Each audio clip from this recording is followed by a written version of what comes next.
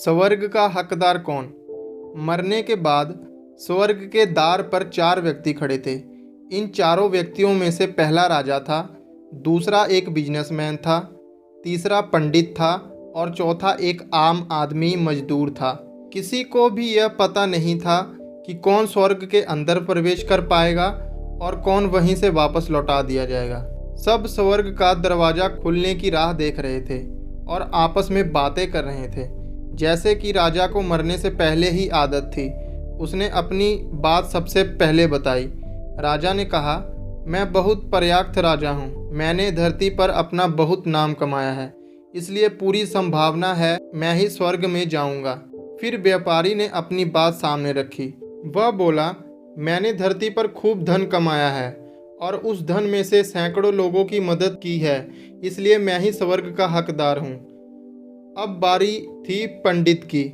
तो पंडित ने मुंह खोला और सबको यह कहा, चाहे तुम जो सोच लो, लेकिन यह बात तो तय है कि स्वर्ग के दरवाजे खुलेंगे तो मेरे लिए ही। सब जानते हैं कि पंडित दिन रात भगवान को याद करते हैं, इसलिए स्वाभाविक है कि स्वर्ग में पंडित का स्वागत किया जाए। जब सब ने अपना अपना पक्ष रख दिया, तब सबकी नज़र उस मजदूर पर थी जो चुपचाप अपनी नज़रें नीचे झुकाए बिन कुछ बोले वहीं पर खड़ा रहा। स्वर्ग का दरवाज़ा खुला और वहाँ एक देवदूत आकर खड़ा हो गया। देवदूत के हाथों में एक पुस्तक थी जिसमें इन सभी के कर्मों के बारे में लिखा हुआ था। देवदूत ने सबसे पहले राजा को अपने पास बुलाया और उसको पूछा, तुम बताओ, तुमने अपने जीवन में क्या क्या अच्छे कर्म किए हैं। मैं उन्हें इस पुस्तक में देखकर फैसला करूंगा कि तुम्हें अंदर आने देना है या नहीं। राजा ने कहा, मेरा राज्य जितना बड़ा था उतना ही समृद्ध था और मेरी राज्य के सभी लोग खुशहाल थे। सभी बड़े आनंद से रहते थे। मैंने उन्हें कभी भी किसी चीज़ की कमी नहीं होने दी। यही मेरे अच्छे कर्म हैं। देवदूत ने अपने पुस्तक में देखा और यह देखने के बाद राजा से कहा, तुम सच बोलते हो।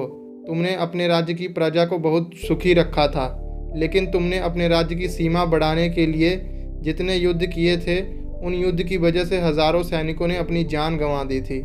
उन हजारों सैनिकों के परिवार के दुख का कारण तुम बने थे, इसलिए तुम स्वर्ग में नहीं जा सकते। अब बारी थी व्यापारी की।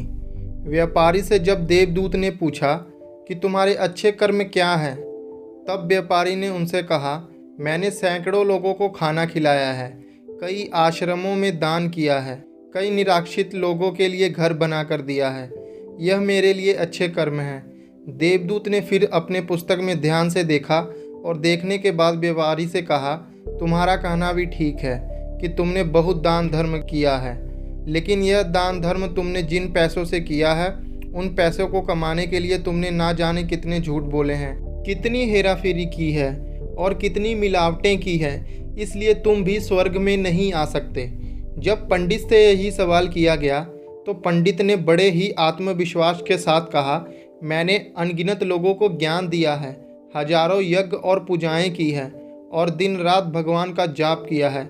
इससे अच्छे कर्म और क्या हो सकते हैं। देवदूत ने अपनी पुस्तक के अंदर झांक कर देखा और पंडित से कहा, आपने जितने भी लोगों को जो भी ज्ञान दिया है, उन बातों पर खुद कभी अमल नहीं किया। आपने यज्ञ, पूजा या भगवान का नाम निस्वार्थ भाव से कभी नहीं लिया, इसलिए आपका भी स्वर्ग में आना प्रतिबंध है। मजदूर यह सब देखकर हैरान था। वह अब तक जिन्हें महान समझता आ रहा था, उनकी व्याख्या स्वर्ग के दरवाजे पर आकर बदल गई थी। धरती पर जिन कर्मों को अच्छा समझा जाता है, उसका यहाँ पर कोई मूल्य नहीं था।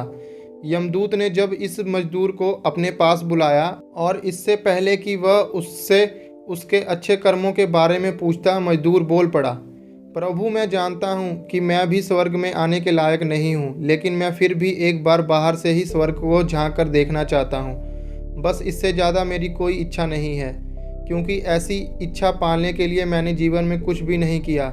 मैं पूरा दिन मेहनत करता और जो भी पैसे कमाता उन्हें अपने परिवार का पालन पोषण में खर्च कर देता, इसलिए दान धर्म के लिए कुछ बचता ही नहीं। लोगों की भला मैं क्या सेवा करता, क्योंकि काम के बाद जो थोड़ा समय मिलता उसको मैं अपने बूढ़े माँ बाप की सेवा में बिता देता और यह सब करने के बाद कभी कभी मंदिर भी चला जाता और भगवान से जैसा भी मुझे दिया है उस जीवन के लिए धन्यवाद करता। देवदूत ने अपनी पुस्तक में बड़े ध्यान से देखा और थोड़ी देर देखते ही रहा। फिर उसने मजदूर से पूछा कि तुम याद करके बताओ, तुमने कभी तो कोई अच्छा काम किया होगा। मजदूर ने थोड़ी देर सोचने के बाद बोला, हाँ मुझे थोड़ा थोड़ा याद है। एक बार मैं बहुत भूखा था और मैं खाना खाने बैठा था कि एक बहुत ही कमज़ोर कुत्ता जो ठीक से चल नहीं पा रहा था वह मेरे पास आ गया और मेरे खाने को देखने लगा। तब मैंने अपनी रोटी उसे खिला दी थी और उस दिन मैं खुद भूखा सोया था। मजदूर की बात सुनने के बाद देवदूत मुस्कुराया और मजदूर को बड़े सम्मान से स्वर्ग के अंदर ले गया। दोस्तों, अच्छे कर्म लोभ, मोह, माया इन सब भाव में आकर नहीं किए जाते और ना ही इन्हें अच्छे कर्मों की श्रेणी में गिना जाता है। निस्वार्थ भाव से किया गया एक ही अच्छा कर्म आपके जीवन के सारे पाप धोने की शक्ति रखता है। इसलिए जब भी मौका मिले निस्वार्थ भाव से और अच्छे मन से अच्छे कर्म किया करें। तो मिलते हैं दोस्तों अगली कहानी में, तब तक के लिए धन्यवाद।